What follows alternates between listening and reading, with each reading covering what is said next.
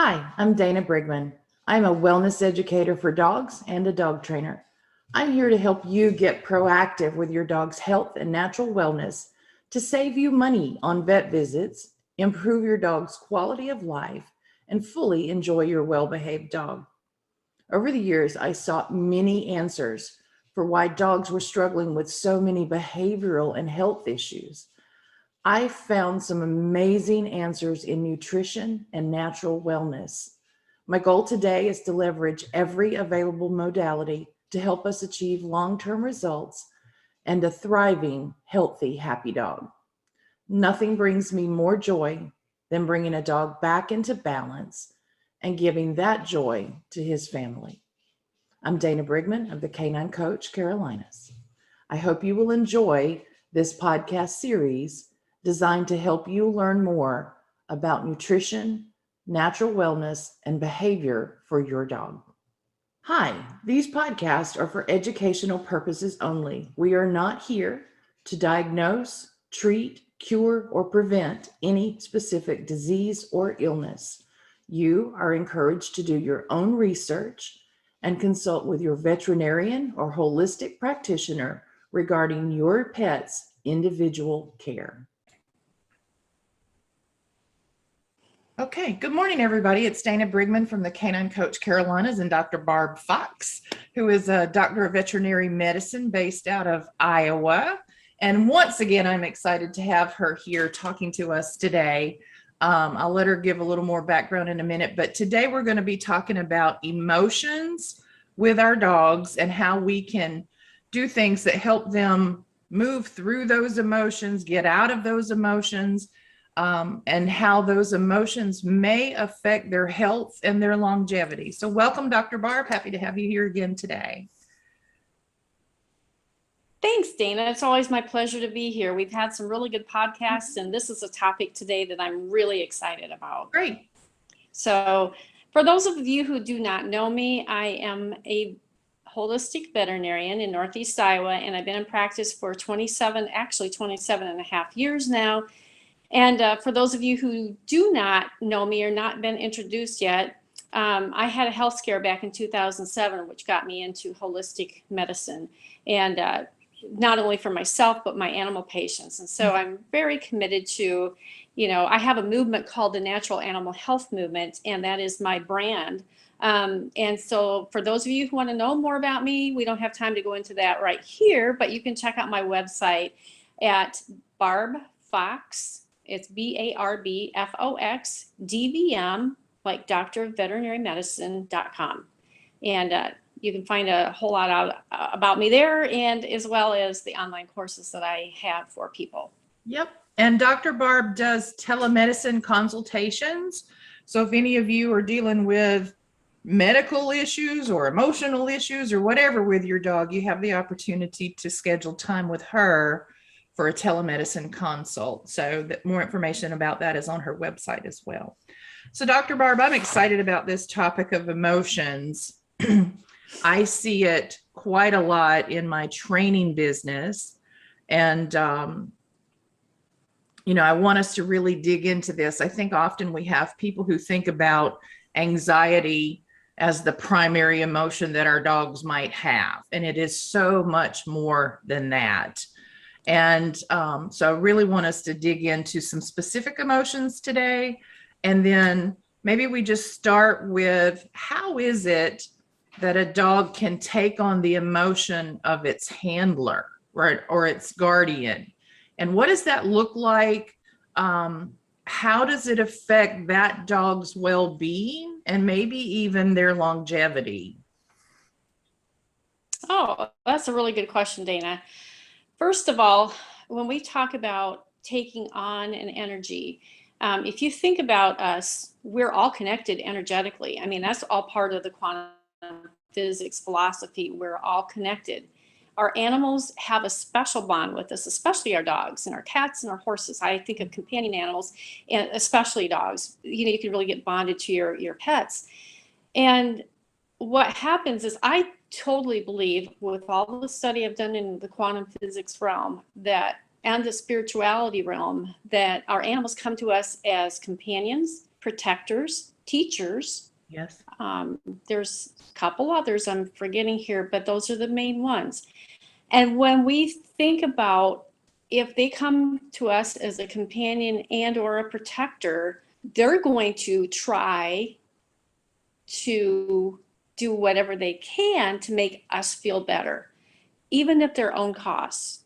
And I mean, I have lots of examples of this, but even in conventional practice, I shouldn't say conventional practice, but working in a conventional practice and seeing people bring their dogs in, and perhaps that dog had a heart issue.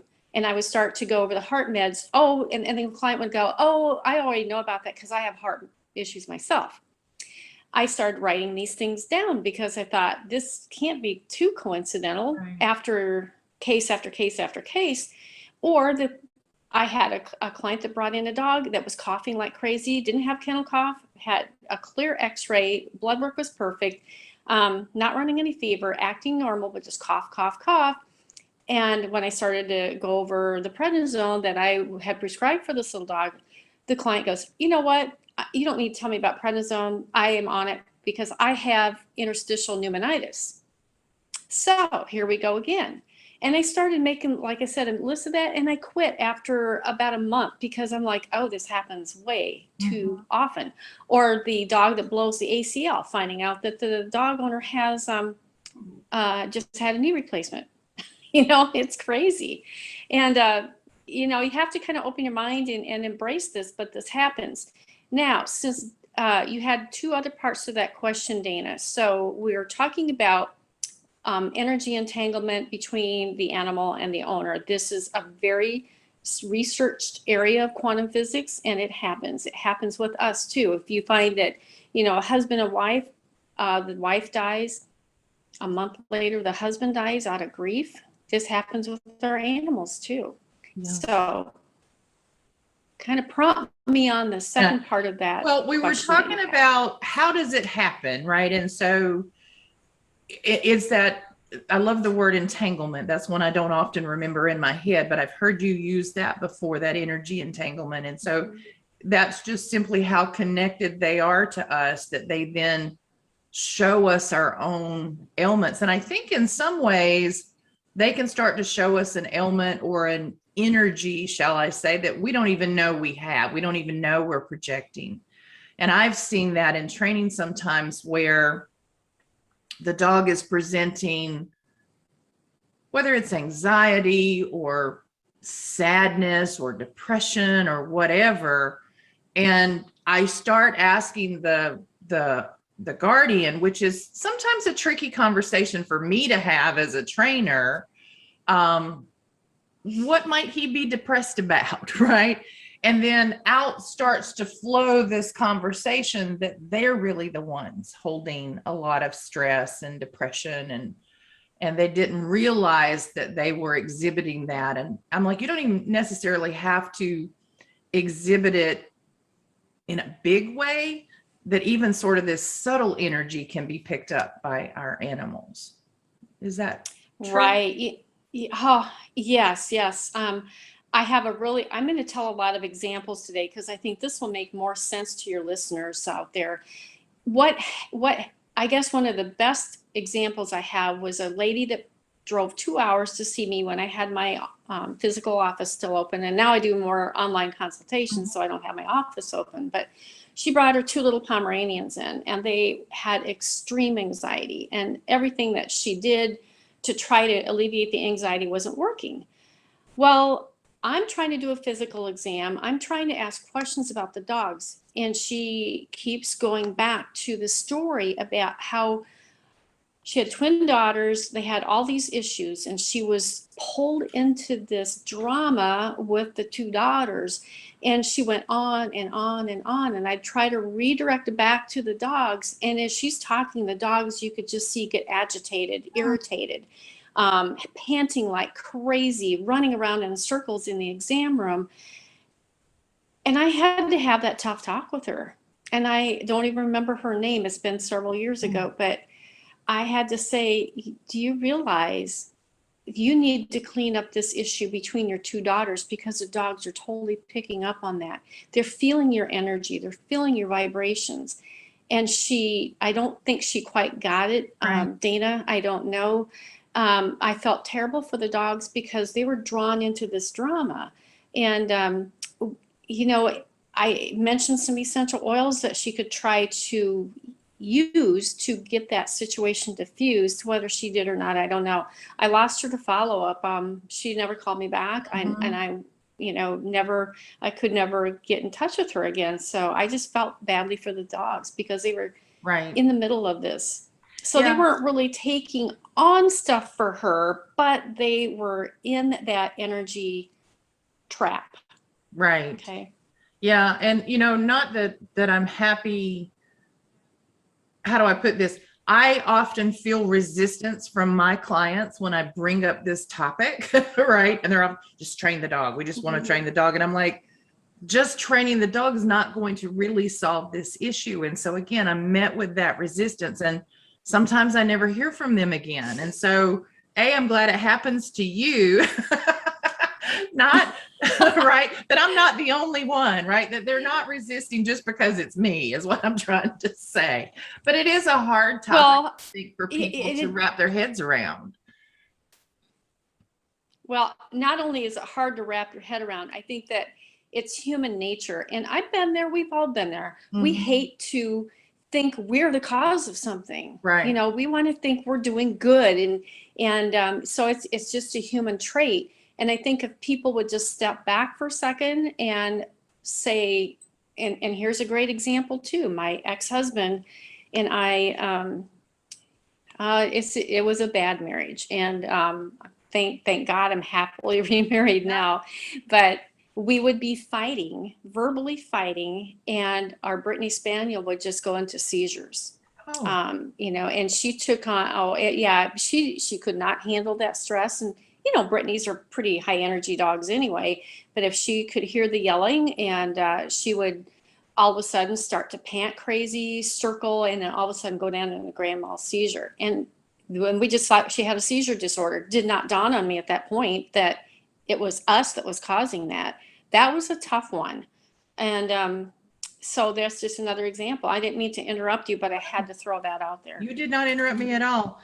So the second part of that question you were asking me to prompt you on is, how does all of this start to affect truly the dog's health? I mean, we think of emotions and we sometimes put them in a little box, right? We'll stuff them down. But how does that affect our dog's health and their longevity? I think it happens the same way as it does in humans. For example, most heart attacks happen in men between 5 a.m. and 9 a.m. or 8 a.m. on a Monday morning. Now, why is that? They got to go to work. These guys hate their job. They got to go to work. They might loathe their job, but they have to do it. It's stressful. And I think that stress that our animals feel from us, or even the environment, if it's a really chaotic household, even if there's not any fighting, there's a lot of love. But let's say you've got a lot of children that are screaming and yelling, and you've got a sensitive animal, a sensitive dog. They pick up on that. And then we're having physical issues like maybe gastrointestinal. They have a little diarrhea from the stress. They may be vomiting.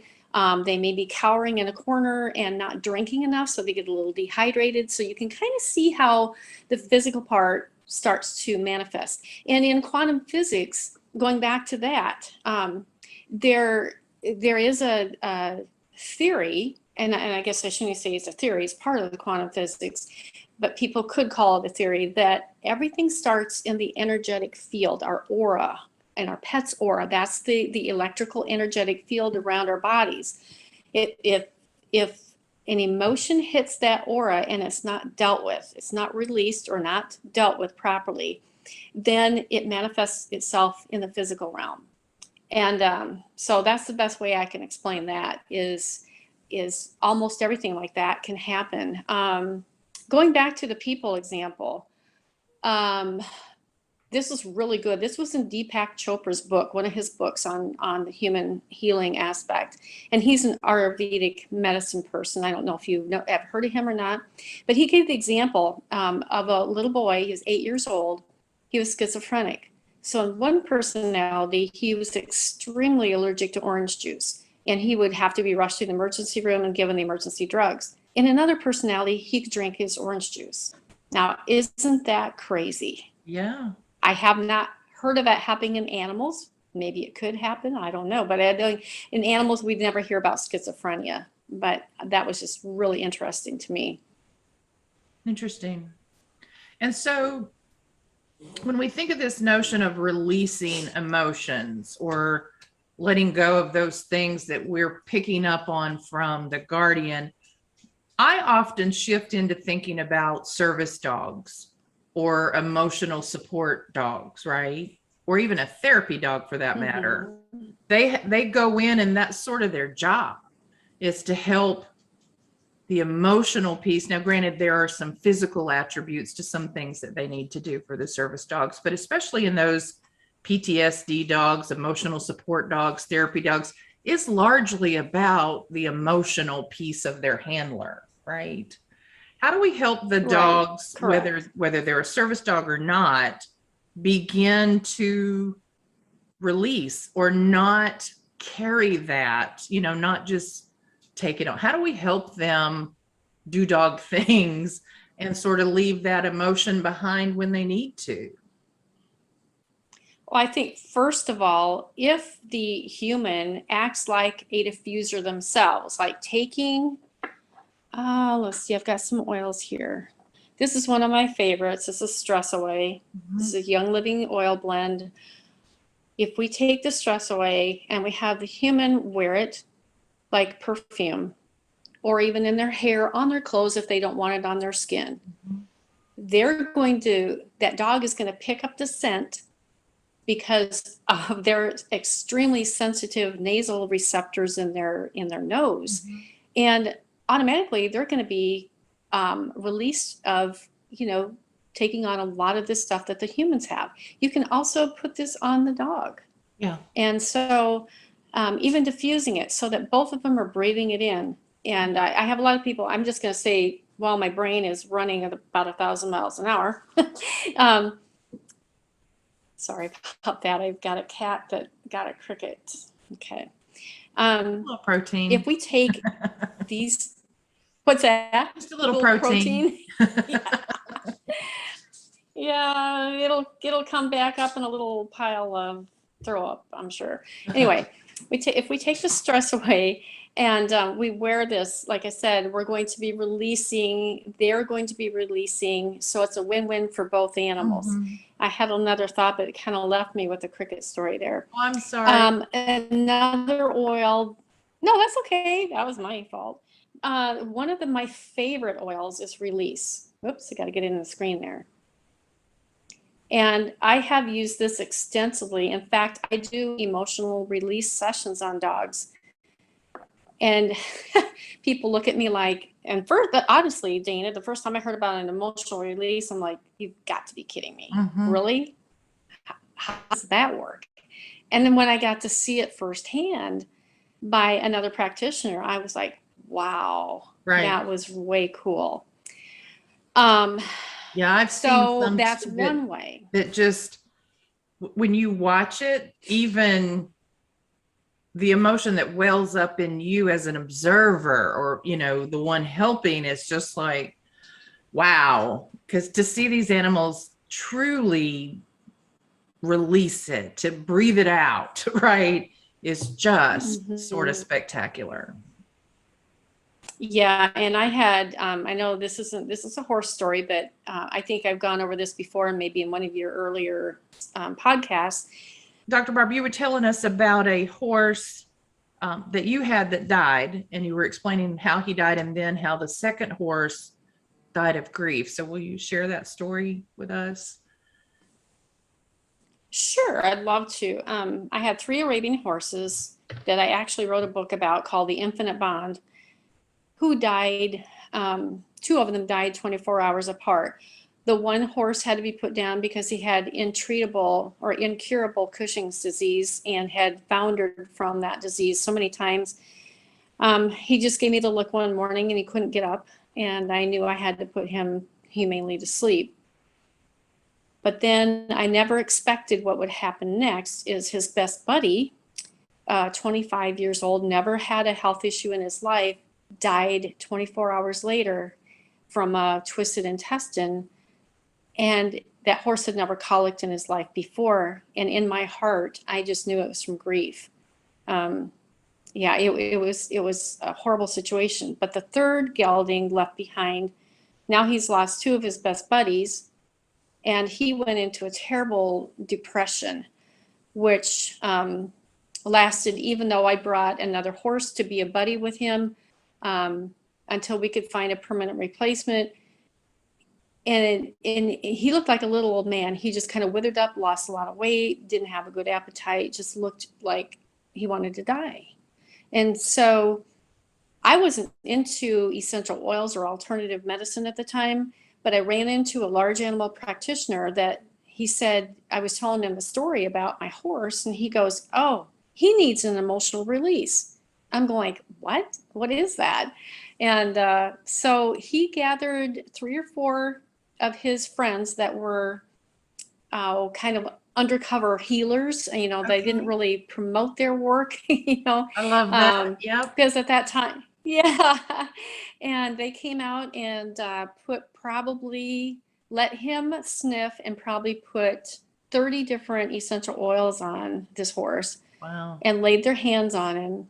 And the emotional release, Dana, was incredible. He just, if you could think of a horse bawling its eyes out, that's what he looked like. He got his head close to the ground. He was blinking his eyes, and he was making all these chewing motions with his mouth. And one of the healers said, yeah, he's crying his eyes out. And this went on for probably 20 minutes. Wow. It was incredible. And then all of a sudden, his name is Stormy. Stormy grabbed the lead rope out of my hands, and he yanked it, backed up about 100 miles an hour, whirled, went out in the pasture, bucking and just running like crazy. And he was happy. And it was like this huge cloud of grief had been released from him. He dropped to the ground, rolled, gets up, bucks and farts, and takes off again. And they said, there's your new horse. Okay. So I'm thinking, is this just a coincidence or what? I didn't know. My husband came home. At that time, he had a business trip, and so he was gone for a few days. He came home, and the first thing he would do is he would go out and say hi to the horses. Right. And so he goes out. I didn't come out there with him. I didn't want to interfere with anything. He comes back in the house and he goes, what happened? I said, what do you mean? He goes, Stormy looks like a brand new horse. And I was really scared to tell him about the emotional release because I wasn't into essential oils yet. He wasn't really on board with holistic medicine at the time. And but then that made him a true believer. And so that was an incredible journey with that. That's amazing. So can you tell people, so I mean, I think it's self-explanatory, but what is emotional release? Is it energy releasing the body from the body? Yeah, I guess it's the emotion releasing from the body. How does that happen? I know essential oils can be beneficial to that, but it's not always like healing touch and Reiki. We can do the same thing without the oils in many cases. So what's actually happening? Do you know? Okay. So when you take a bottle of oil, I'm just going to pretend I'm the dog now, okay? Bark, bark. Sniff. Yeah. Sniffing it, what happens is those tiny molecules of essential oil go right into the nasal receptors in the nose, gets into the bloodstream, goes right to what they call the limbic area of the brain. This is the part of the brain where emotions are stored and processed. And if you think about how sensitive a dog's nose is, it's about different articles have different numbers, but anywhere from 500 to 1,000, maybe 10,000 times our sense of smell. So it gets into the brain very quickly. And what happens is energetically, these emotions that are in the cells, what we call cellular memory, opens up and releases that. I don't know exactly the entire mechanism. I'm not sure if anybody knows the entire mechanism behind that. Let's just pretend that it's a God thing, it's a creator thing, that those emotions come out of those cells. And one of the things about essential oils is that they have the ability to repair damaged DNA. They have the ability to clean up the receptor sites. They have the ability to restore the original cells. And Dr. David Stewart talks about this in his Healing Oils of the Bible and the Chemistry of Essential Oils book. He goes through all that in more detail. But let's just suffice to say that there's an energy release and an emotional release. The energy drives emotions back out. I know that may sound really out there to some people, but I just ask you to keep an open mind. I was there at one time. I'm like, this is too crazy. Just too crazy. But when you see it firsthand, it really makes sense. Yeah. When I took my raindrop certification class with Candace Hoke, we went to Texas and we had to do the demonstration. We had to demonstrate our technique for her to grade, right? And we were using one of her horses as we did a dog, and then we did her horse. And this horse had a big, big emotional release. I mean, huge. I mean, I'm sitting there bawling my eyeballs out watching the whole thing. It was emotional for all of us. And I'm thinking, I know this was not the first time this horse had ever had a raindrop from Candace, right? So the point I'm trying to make is it's not always a one and done kind of thing, and that sometimes there are things they're not ready to let go of. And sometimes it takes some layers of getting to the depth of those emotional roots to let them go. So I want people to understand it might not just be a whiff of a single oil one time. There may be a process to it, which is why collections like the Feelings Kit, for example, is often a 30-day protocol. Or when I tell people use your release, I want you to use it every day for a while. Maybe take a break in there, but it's not always, sometimes it is, but it's not always a one and done. That's a good point, Dana. I'm glad you brought that up, that people or animals are not sometimes ready to release these things. I've had an emotional release done on myself, and it took a while because I didn't want to cry in front of this practitioner, but I knew I had to do it for my whole healing. And animals are the same way. Sometimes things come off as an onion, like peeling the onion, they come off in layers. And sometimes they get to a certain layer and everything quits. It just has to be the timing and the animal or the person's ability to allow those releases to occur. Sometimes they're not very fun. And that reminds me. Go ahead. I'm sorry. Well, that's okay. I was going to say, just for the whole physical healing, you have to let those emotions out. Like, let's take a dog that's been hit by a car. Okay. So we've got the damage. Maybe we got some broken ribs. Maybe we've got a broken leg. Maybe we have some internal bleeding, some injuries there. And with careful physical treatment, we can get that dog feeling good and get him put back together. But that whole emotional trauma is still there. And there's just another oil here that I love. It's called Trauma Life. And Young Living also has an animal sense equivalent called TOA, Trauma Away. But I found that Trauma Life is excellent for releasing those memories. Again, we go back to the cellular memory of that accident. And so I've even seen dogs, now this sounds really crazy, but I've seen this happen. A dog that was hit by a car, maybe broke a leg, the leg heals fine, dog doesn't have any lameness issues. But 5 or 6 years later, he develops bone cancer in that exact same fracture area. And I've seen it happen several times, so it's not a coincidence. But what happens in my mind is that trauma was not released from that area. The emotional, the spiritual aspect of that injury was not taken care of. Yeah. And that ties me back to sort of how we started this conversation about rescue dogs. And it may not just be limited to rescue dogs, it could be any, that we sort of stay stuck in the story. That if we keep, oh, he got hit by a car. Oh, right. Oh, he got hit by a car. Oh, is your leg okay? You know, years after. And we're not helping to just move forward. We're sort of saying stuck in that injury or stuck in that abandonment or stuck in that loss. That could be a connection to how that might occur. I mean, I can't say anything with certainty about this other than that's possible. Yeah, absolutely.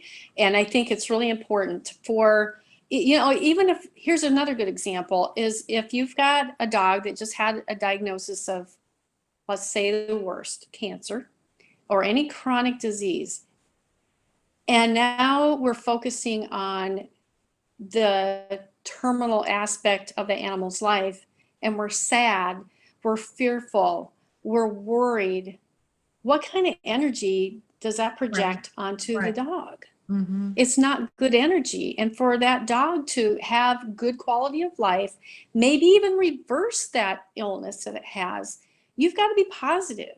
It's tough. I'm not going to lie. I mean, I knew when my Cushing's gelding was had his days were numbered, I still had to be positive and say, hey, dude, you got this.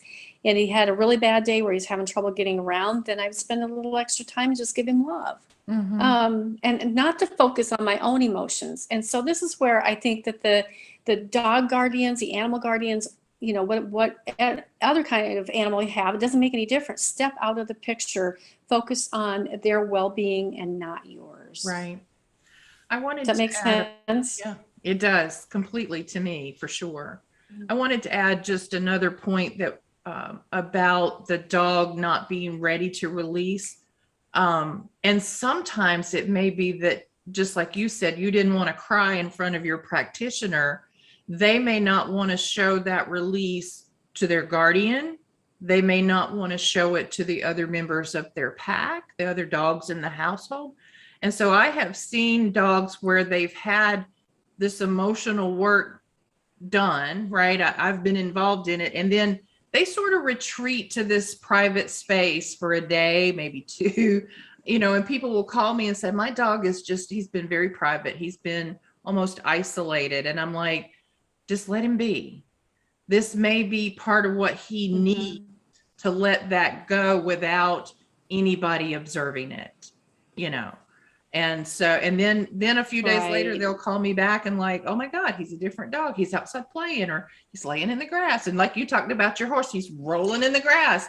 And I call it dogs who don't know how to dog. They don't know how to dog. They don't know how to go relax in the sun. They don't know how to go just be. And suddenly they start exhibiting those behaviors again. And they're like, I don't know what happened. I didn't see it.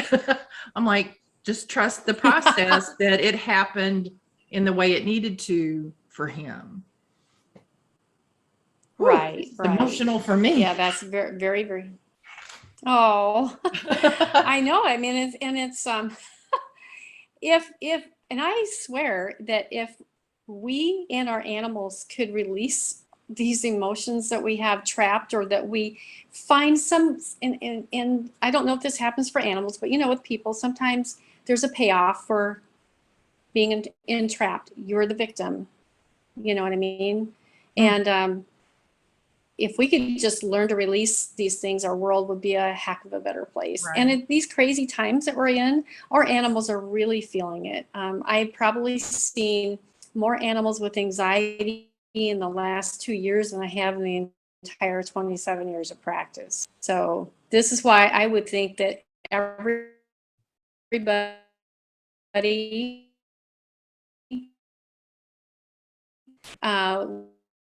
with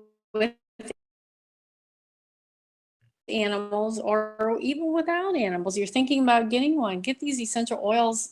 Like you said earlier, Dana, you can do Reiki or energy, same type of release. It may animal, or especially an animal, a dog breathes in. I've got Sacred Mountain here. This is a very high frequency oil, by the way, and it was one of my favorite. when you breathe that in, it's in your body within seconds. Yeah. It doesn't take a long time. It takes very, very little time for it to get in your body. And so I depend on these oils a lot. In fact, every client, even if I have to give a mandatory vaccine, like a rabies vaccine, to bring an animal up to state laws, they're going to get an essential oil on. Mm-hmm. And what that does is it doesn't negate the effects of the vaccine. I've had a lot of people say, oh, I don't want you to put that on because I want that vaccine to work. I want that vaccine to work too, but I don't want the side effects from the vaccine. Right. So that's what we're mitigating with an essential oil. But yeah, go ahead. I'm sorry. I kind of got off track there. You're fine. I think we've kind of covered everything that I had on my list and then some as far as sort of digging into this topic. Okay. We've touched on grief. We've touched on depression, trauma, abandonment. Those are all kind of the things that I think everybody tends to think of anxiety, right? Or fear of the storm, fear of the car ride, fear of men in sunglasses with a hat.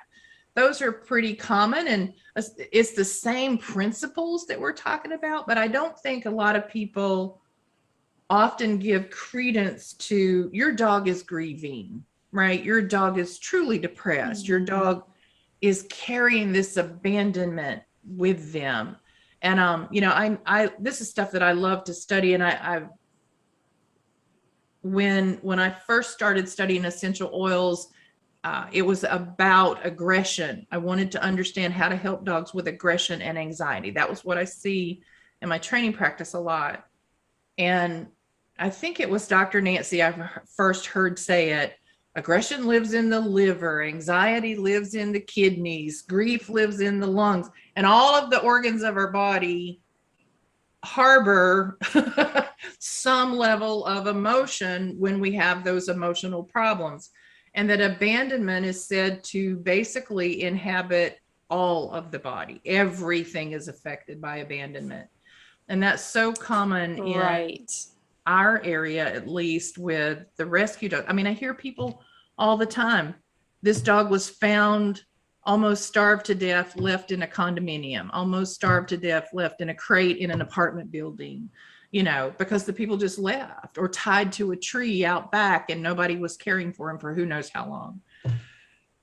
Those are deep rooted things that I think is important for us to not just fix the weight problem or the housing problem, right? Or get them up to date on all their shots, but to really address those emotional roots. And sometimes I think we don't do that at all for some of these dogs. And I think that it can be as simple as a bottle of release, right? I mean, it could be just that simple to help them. Right. Yeah. So anyway, are there other things? Oh, you're absolutely right. Go ahead, continue, please. Well, I was going to say, for those people who are a little skeptical and maybe haven't really had an experience with an animal, or a dog, I should say, that is exhibiting grief, or that they even exhibit emotions, think again, please, because how many times have you come home and your dog is jumping up in joy? Joy is an emotion, right? Joy, you're home. They're overjoyed to see you. If they're hiding from thunderstorms, it's a fear. Fear is an emotion.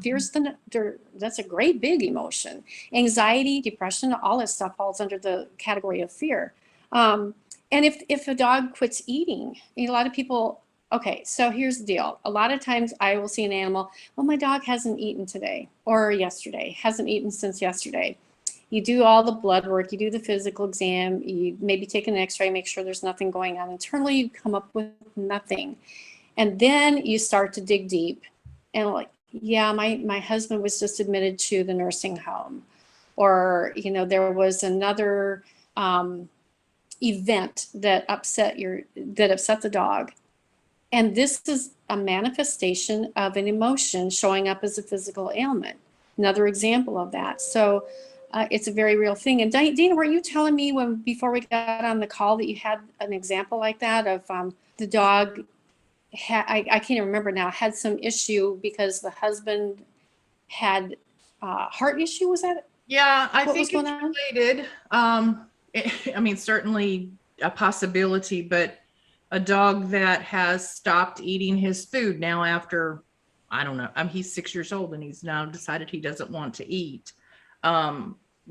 They did do some additional testing and there's some ingredients that might not be helpful for him, but it's like this is a sudden onset of a sensitivity, of a food sensitivity that has never had a problem with before. And digging a little deeper, I was told that the husband in the home had a cardiac event and has been home for a while, and everybody's been stressed out about that. And I'm like, there is a connection. You know, there is something related to all the pieces of the puzzle. And so I'm like, pull out your oils, oil up your husband. Let's Zyto everybody. Yes. Let's Zyto everybody and figure Right. out what's going on, where even you guys can share the oils and get some things diffusing, and, you know, maybe go do something that's fun, you know, or, you know, get this dog to feel like he can trust that things are improving or getting better or whatever. But I really believe the dog is worried. Yes, absolutely. Yeah. Yeah. And Dana, I was just going to show you another oil that I wanted to right. This is another essential oil blend, Gentle Baby, that I found very helpful in rescues, rehoming, abuse situations. It's very safe. If it's safe for babies, it's safe for our dogs. Right. And you know, there are a lot of essential oils, and I think that all I want to say is everybody needs to be using these oils in their homes, because we're going through some darn crazy times. Even the Earth's frequency, the Schumann frequency, or the Schumann resonance is increasing now, and we're feeling that. Our animals are feeling that. But anyway, I would love to consult with people who want to know more about this, but I want to make sure that everybody listening, you contact Dana for the oils. That is something that she can help you with directly, and I can help you figure out what you need and how to use them. Okay. And I really appreciate you letting me come on the call again, Dana. This is wonderful. Well, I just love talking you. about the emotional aspect. Yeah, I love having you. I always learn some extra things from you, and I appreciate that very much. And I appreciate your time and sharing with my audience. And I hope that you'll come back and do it again. I would love to. Awesome. All righty. All right. Yeah, Thanks, take care, everybody. Thank you. Hi, I'm Dana Brigman of the Canine Coach Carolinas. You can find me on the internet at caninecoach.dog. That's letter K, number 9, coach.dog. You can also find me on Facebook at the Canine Coach Carolinas, or in our group that is designed to teach dog mamas just like you more about nutrition, essential oils, homeopathy, and other areas of natural wellness. We want you to learn all that you can to keep your dog happy, healthy, and thriving. I hope to see you in our group soon.